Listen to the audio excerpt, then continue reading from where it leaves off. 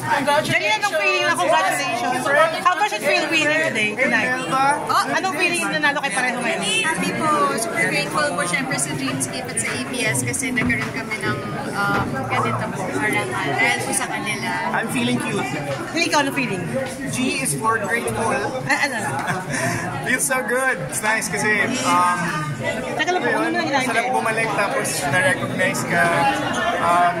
And then ito, binigyan ka ng award because, isang patunay na mahal mo yung trabaho mo eh. Ginandahan mo, di ba?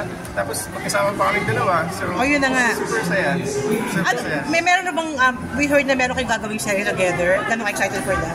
Oo, meron kaming project together. Pero di lang namin muna maasabi pa at ma-announce pa.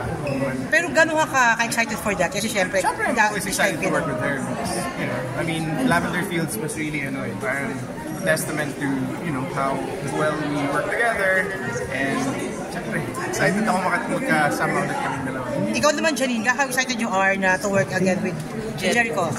Of course, super excited po kasi maganda talaga yung experience namin working together. And syempre, isa din sa happy outcome ng Lavender Fields is nakalala ko siya. So, looking forward to doing more work together. Actually, yung gusto ko sabihin kanina, nakalimutan ko nag-freak out na ako. But yeah, it's such a bonus na lang to eh. Masarap ba katrabaho kapag special someone yung katrabaho? O syempre, may ibang level kayo ng understanding.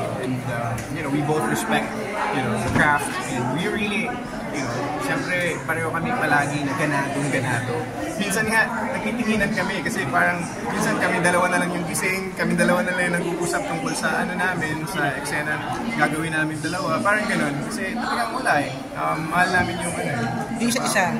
Yung isa-isa. Ikaw, Ikaw, Janine. Mas masarap ba kapag katrabaho mo yung someone special for you? Opo, pero syempre, anybody naman I think would be happy to work with Echo. Kasi magaling talaga siya. Talagang dedicated. Ngayong gabi binigyan din ng parangal yung dalawang mahal mo sa buhay na tatlo.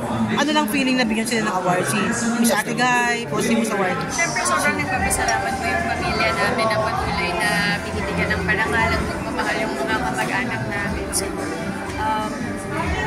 very grateful lang po talaga sa lahat ng support na sa pamilya. Last na lang, anong feeling na inamin na ni Janine yung relationship? Anong inamin ko? Hindi naman kami nga. Anong feeling lang? Wala na kailangan na aminin. Anong feeling lang? How happy you are?